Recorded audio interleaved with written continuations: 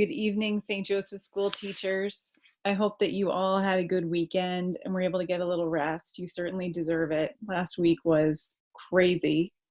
And I just want to say on behalf of all of the parents, we are so grateful for all that you're doing. You are so committed and you're so creative. You've come up with some amazing ideas of ways to communicate with your classes, to reassure them, to continue teaching. It's really been so impressive. One of the ways of reaching your students and their families is through making videos. And so I'm coming to you tonight to give you some tips and ideas on how to go about creating the videos and how to share the videos. There's kind of a lot of technical to this, so this is not being made because I don't want to keep taking people's questions. I absolutely do. But I thought this might be helpful just to kind of get you started and get you somewhere along the way in that process if making videos interests you. And, you know, it can be useful at kind of all grade levels because even with the younger kids, sometimes Zoom meetings, they may not be able to handle kind of all the technical aspects of it. And so videos to them are working great. Mrs. Tremblay's videos are working beautifully with the younger kids. And even with the older kids, though, sometimes on Zoom calls, they're all over the place. They want to talk to each other, etc. And it takes longer to get a point across. So if you want to record a video lesson and have them watch it in a Google Classroom, that can be really effective too.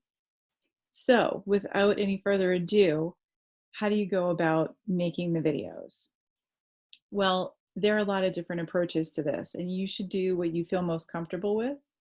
The simplest way of doing it is to simply take out your phone and record a video on your phone. And that way you'll get a video file on your phone. One of the more high quality results that you're going to get would be actually from using Zoom.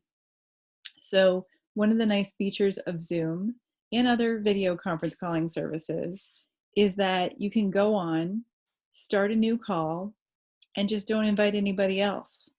So you're really just having the call with yourself.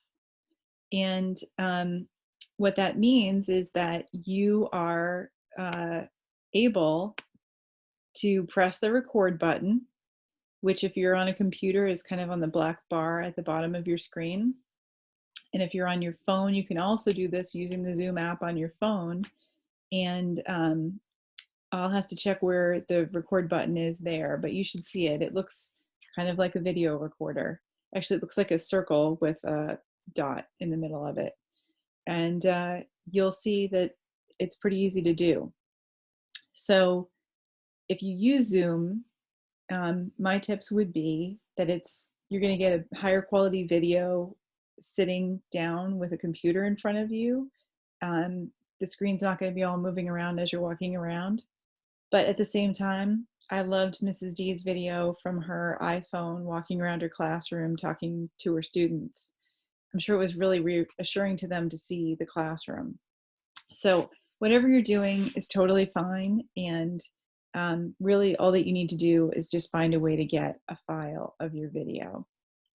So if you use Zoom, you want to go into your meeting, press the record button, talk, and when you're done with your video, you're going to press stop recording and end meeting.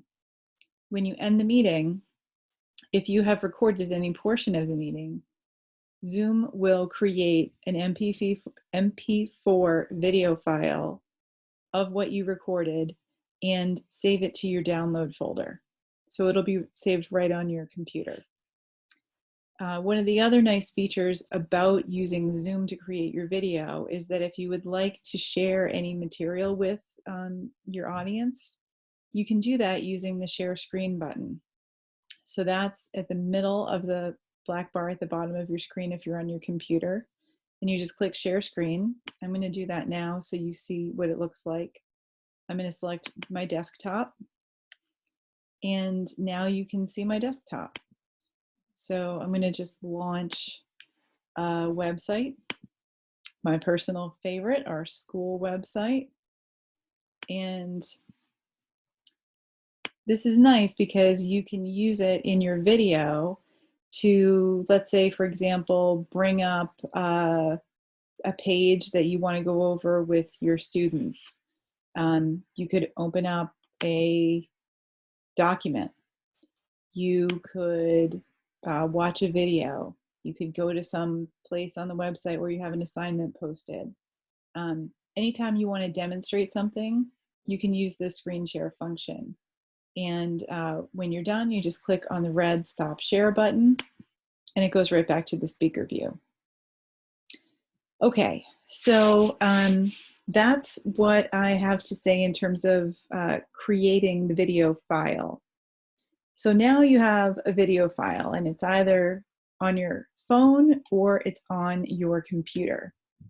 What's your next step?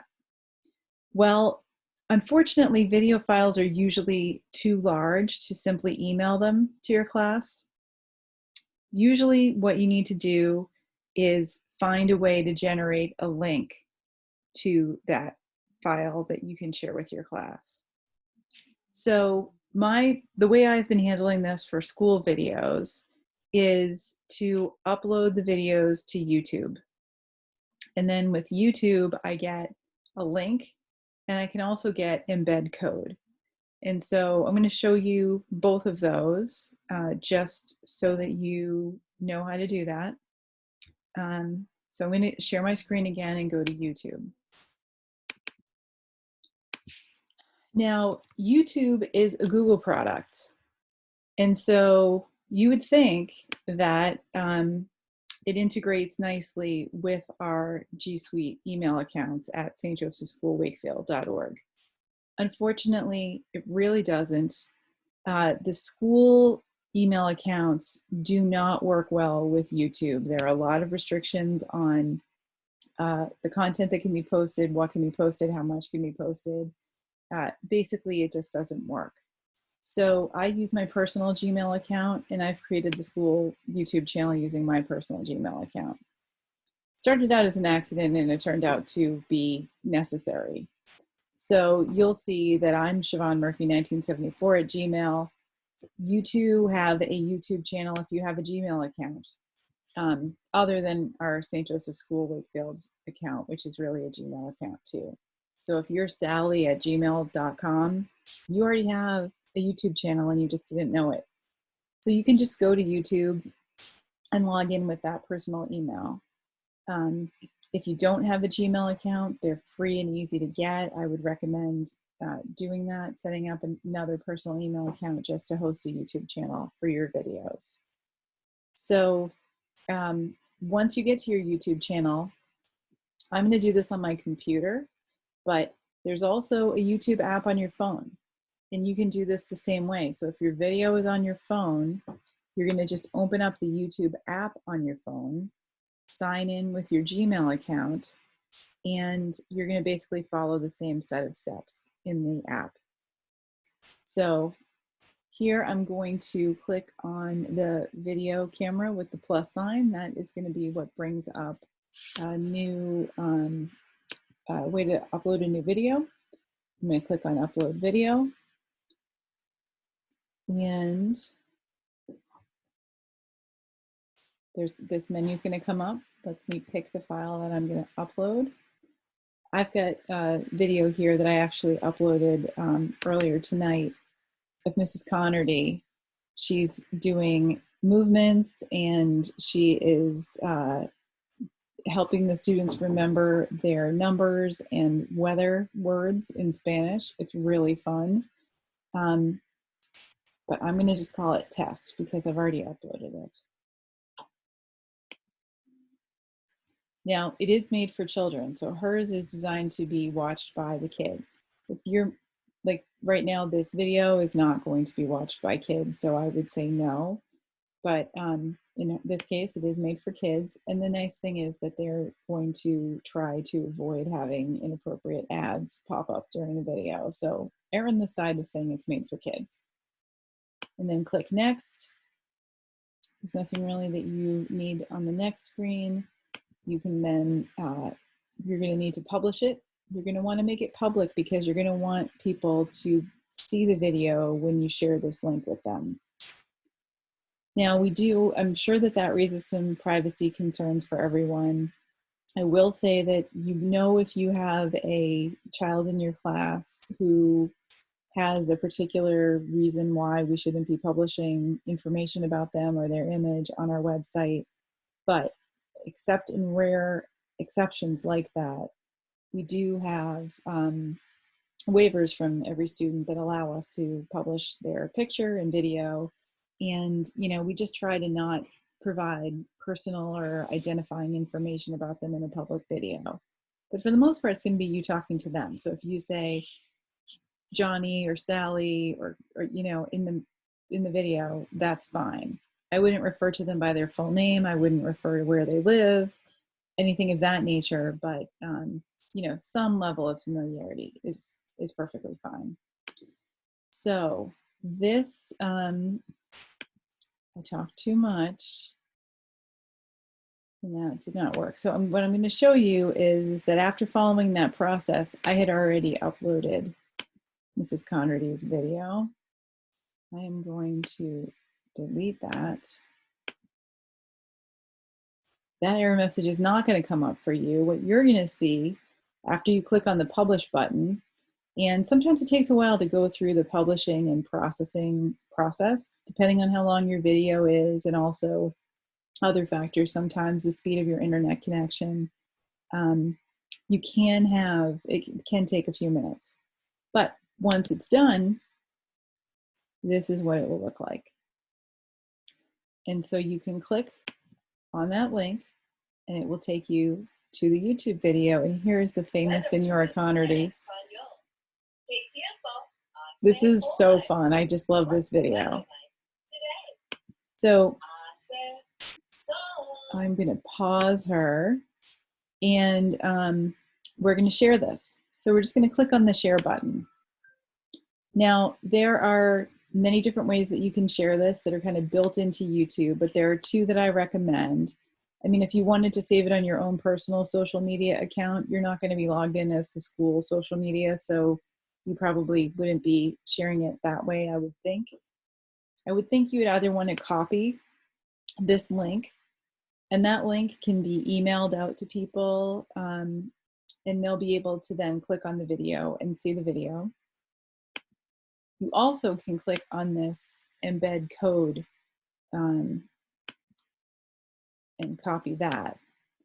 That's going to give you the ability to do something a little bit fancier, which if you don't want to do fancy, you can stop listening to me now. But I am going to show you if you want to learn how to embed that video so that people can actually see the preview of that on your website. So again, you also can always just go and copy the link to the video itself and put it in an email or, some other electronic form where people can just simply click on it. But if you wanted to put it on your website, here's how you would do it. So we're going to go back to the school website, and I'm going to create another page on Senora Conrady's website with videos.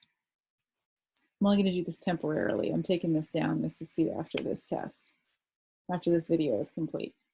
So I'm going to go to her page. I'm logged in, and I'm going to create a new page. And I'm going to call it, move myself out of the way, I'm going to call it Spanish videos. I'm going to just make it a blank page, save and continue. And now, so you guys usually use the Content app, and that's sort of where you type words. One of the other apps that's here that you may not have used as often, but I use a lot on the blog, is the Embed Code app. So drag that in here, open it up, paste in the code that we just copied from YouTube. Make sure Activate on My Page is clicked. Click Save. I'm going to just do a quick piece of, I'm going to do a quick content app here too that says,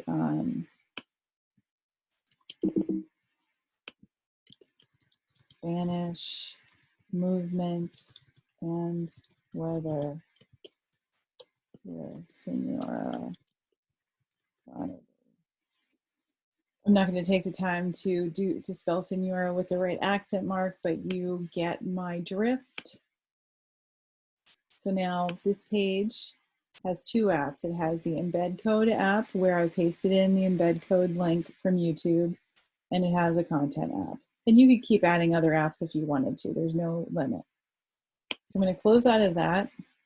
I'm going to click out here, and you're going to see that a page has been created over on the side for Spanish videos. And look at that. There she is. And you get to see the preview of the video. So I think that, and you also do see my, my little sentence that I put with it. So I personally think that looks really nice. I think people like to see the preview. It makes them more likely to click on it when it's just simply clicking on that red button right there.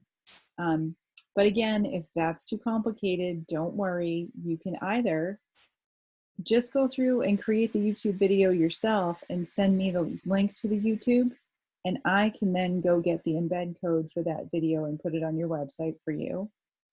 Or you can just simply send the YouTube link and don't send the whole preview with the embed code on the website.